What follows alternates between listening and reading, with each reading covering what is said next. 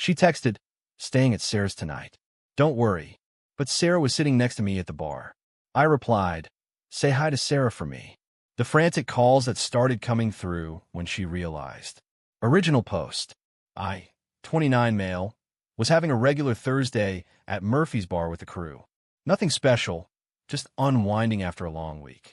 Brett from accounting was complaining about his fantasy team. I was nursing my second beer, and then Lauren, the Lauren who was supposedly out of town, walks in. Lauren's my girlfriend of almost 3 years. Correction, my girlfriend who lives in my apartment rent-free because she's building her photography business. The same photography business that's been about to take off for 18 months. She sits down next to Brett and immediately starts scrolling through her phone. Doesn't notice me at first because I'm in the corner booth. Then my phone buzzes. "Lauren, staying at Sarah's tonight. Project ran late. Don't worry, I'll be home tomorrow afternoon. Love you."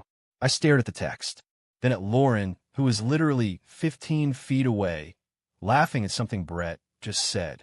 Then back at the text. The thing is, Sarah, Lauren's best friend since college, was sitting right next to me.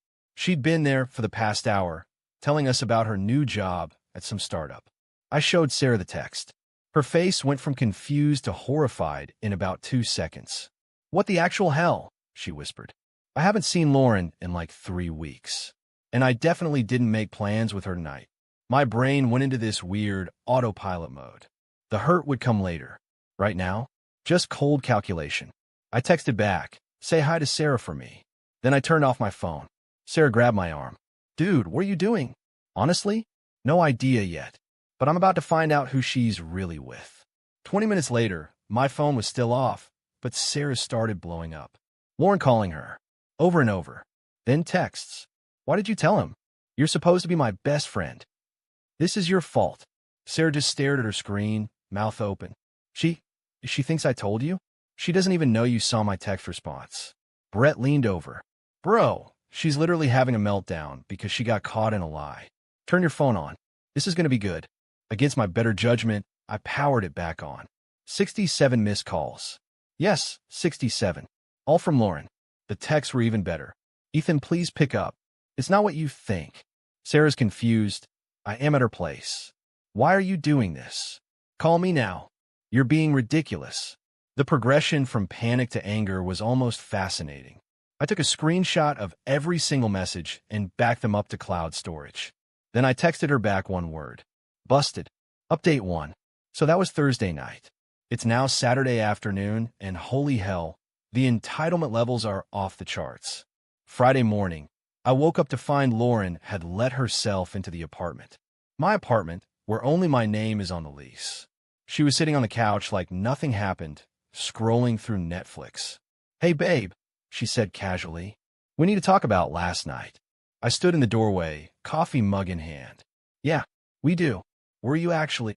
"I told you, Saris." "Lauren." Sarah was sitting next to me at Murphy's. "I showed her your text. She had no idea what you were talking about." Her face did this thing where she tried to look confused, but just ended up looking guilty. She's covering for you? Did you threaten her or something?" The audacity.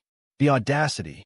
"So, your story is that Sarah, your supposed best friend of what, 8 years, is lying to help me. Catch you in a lie you told me. You're twisting everything. Where were you?" She tried tears. The whole performance, shaky voice, hands over her face. "I was at a photography workshop that ran late, and I didn't want you to worry. So I said I was at Sarah's because I knew you'd be okay with that." "What workshop? Where? Who ran it?" I don't remember the instructor's name. It was last minute. Show me the receipt. The registration email. Anything. I paid cash. To a photography workshop in 2024. Cash. Sure. That's when her phone buzzed. She grabbed it quickly, but not quickly enough. I saw the name, Trevor. Everything clicked. Trevor. Her client, who needed constant portfolio updates and emergency reshoot consultations. Trevor, who she'd mentioned maybe 6 times in the past 2 months. Who's Trevor? A client. Show me his contract then.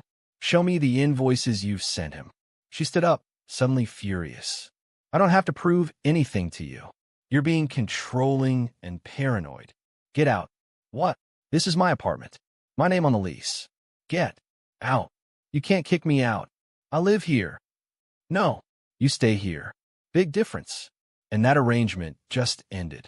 Ethan, you're overreacting. I grabbed her phone off the coffee table. She lunged for it, but I held it up. Let me see Trevor's messages. If he's just a client, you've got nothing to hide. She went pale, then red, then tried to grab the phone again. I just held it higher. That's private. Yeah, that's what I thought. Get your stuff. You've got 2 hours. I'm not going anywhere. This is my home too. Actually, it's not. You don't pay rent. Your name isn't on anything. You're essentially a guest who's overstayed their welcome. Her mom called 20 minutes later.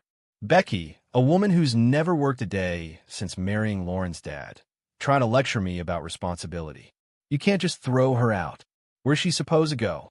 Becky, she lied about where she was last night and has been texting some guy named Trevor constantly. She can figure it out. That's just how millennials communicate. You're being insecure. I'm actually Gen Z, but okay. Not my problem anymore. Lauren spent the next hour packing while crying loudly and calling various friends.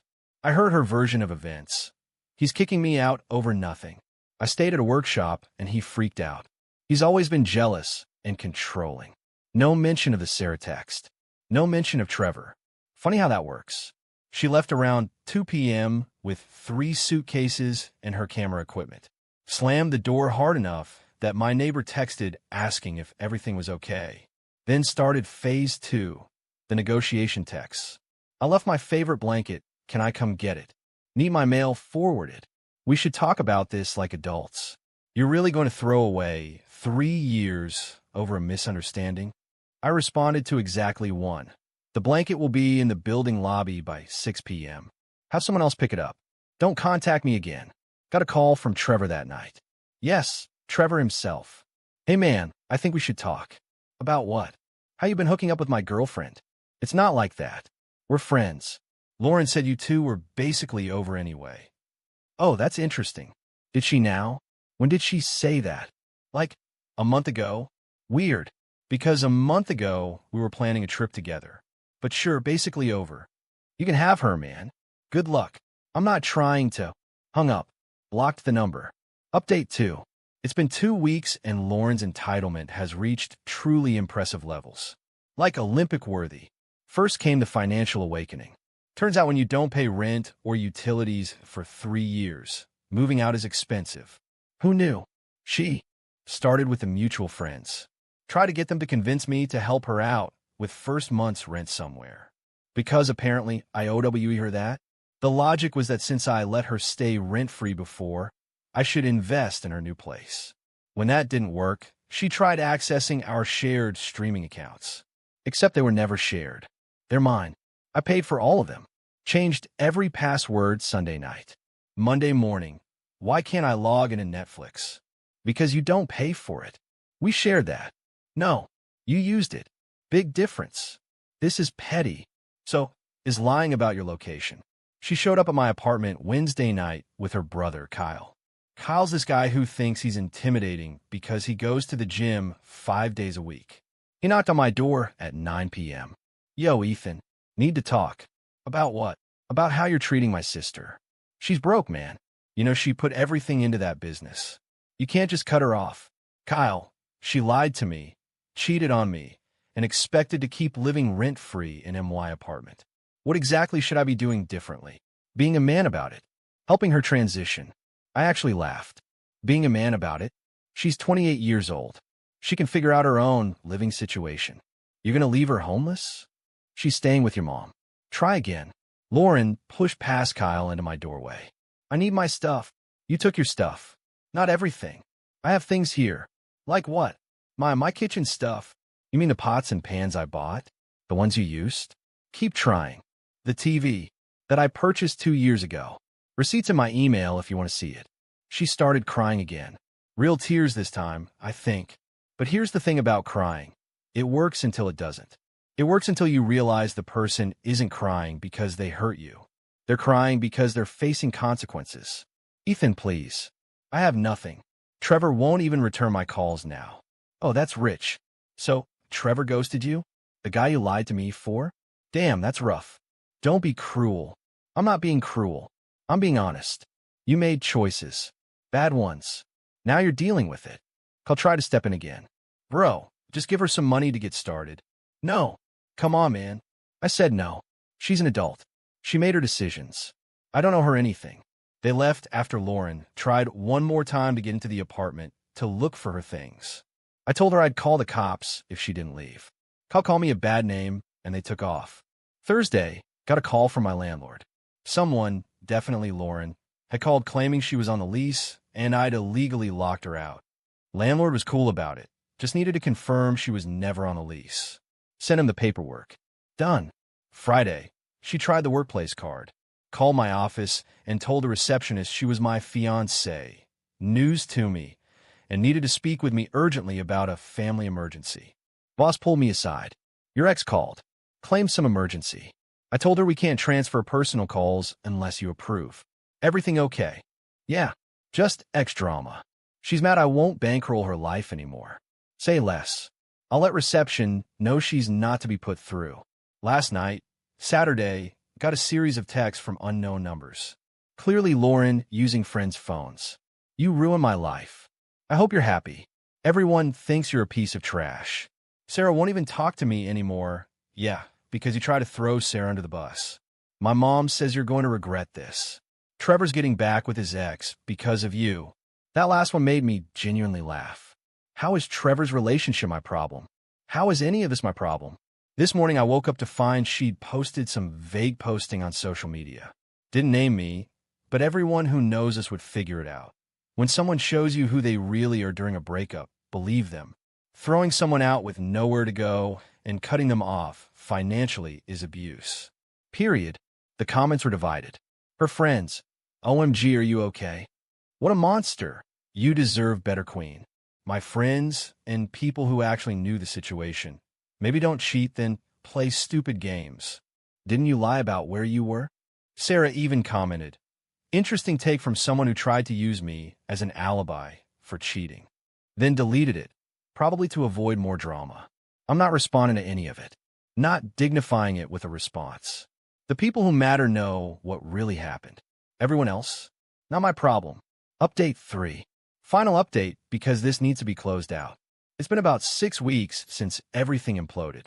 Lauren's gone full scorched earth. After the social media posts didn't get her the sympathy she wanted, she escalated. Hard. 2 weeks ago, I got a letter from some attorney. Not like a real firm, just some solo practitioner she probably found on Google. Demand letter claiming I owe her $15,000 for financial contributions to household during our relationship. The breakdown was wild. $8,000 for cooking and household management services. $4,000 for emotional labor and support. $3,000 for career sacrifices to support my growth. I literally laughed out loud in the parking lot reading it. Sent it to my cousin Derek, who's an actual attorney. He called me 20 minutes later, also laughing. This is the dumbest thing I've ever read. She's trying to charge you for being a girlfriend. What career sacrifices? Her photography business that never made money. Apparently that counts. Tell you what, I'll write a response for free just because this is entertaining. But seriously, she has no case. You don't owe a romantic partner back pay for existing in a relationship. Derek's response was beautiful. Professional, but basically said, my client owes your client nothing. They were in a romantic relationship, not an employment arrangement. Any financial support provided was a gift, not a loan. If your client pursues this matter, my client will countersue for 3 years of back rent at market rate, plus utilities. We estimate this amount to be approximately $54,000. Please advise if your client wishes to proceed. Never heard from that lawyer again. But Lauren wasn't done. She started showing up places. Not at my apartment. I think Kyle finally convinced her that was a bad idea, but places she knew I'd be. The coffee shop near my office. The grocery store I always go to. The bar where this whole thing started. Each time, same script. We need to talk. You owe me closure. This isn't fair. I just walked away every time. Didn't engage. Let her look unhinged to everyone watching. Last week was the final straw. She somehow got my new girlfriend's number. Yeah, I started seeing someone. Vanessa works in the tech industry, has her life together.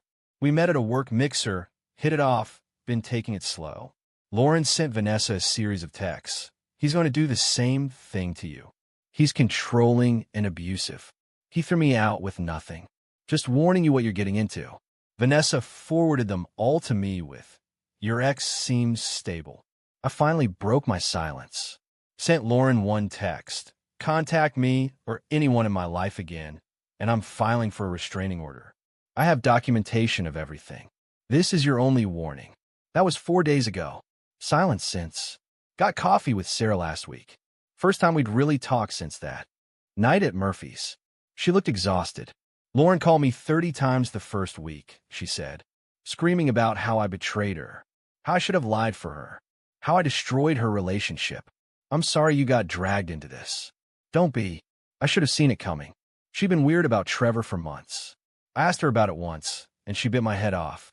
Said I was being judgmental. So she was definitely with him that night. "Oh, absolutely." She told me later, before she realized you were serious about the breakup, that Trevor had gotten them a hotel room. She thought it was romantic. Thought she could juggle both of you. Did she think I'd never find out? Sarah shrugged. "I think she thought you'd never leave. That you'd always be there to pay for everything while she did whatever she wanted. The entitlement is honestly impressive. Her mom's the same way. Becky's been calling me too, try to convince me to talk to you. Says you're being cruel. That Lauren's suffering. She made her choices. That's why I told Becky. She didn't like it. As for where Lauren is now, heard through the grapevine, and by grapevine, I mean Kyle's girlfriend who still follows me on Instagram, that she's living with Becky full-time. The photography business is on hold. She got a part-time job at some retail store, but complains about it constantly. Trevor? Gone. Apparently once he realized Lauren wasn't the low-maintenance side piece he thought she was, he bailed. Blocked her on everything. She tried to show up at his place once, and he threatened to call the cops. The mutual friends have mostly chosen sides at this point. Some stuck with her. Believe her version where I'm the villain. That's fine. They're welcome to deal with her drama. The friends who matter, who actually knew both of us, are still around. Vanessa thinks the whole story is insane. She really thought she could just lie and you'd never figure it out? She thought I was too comfortable to ever leave. That I'd rather stay in a bad relationship than start over. That's depressing. It was. But I'm good now. Better, actually. And I am. The apartment's quieter. Cleaner. Cheaper. Honestly, now that I'm not subsidizing someone else's life. I've been sleeping better. Eating better. Working out consistently for the first time in years. There's no dramatic finale here. No moment where Lauren realizes her mistakes and apologizes. No redemption arc. She's still out there, probably telling people I'm terrible, probably blaming everyone but herself. That text, though, "Say hi to Sarah for me," still makes me smile. For words that unraveled 3 years of lies in real time.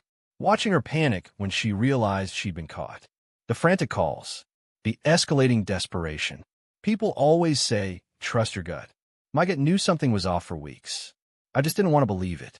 But that night at Murphy's, when I saw that text and Sarah was right there, crystal clear. So yeah, she stayed at Sarah's that night, and it destroyed everything she thought she had locked down.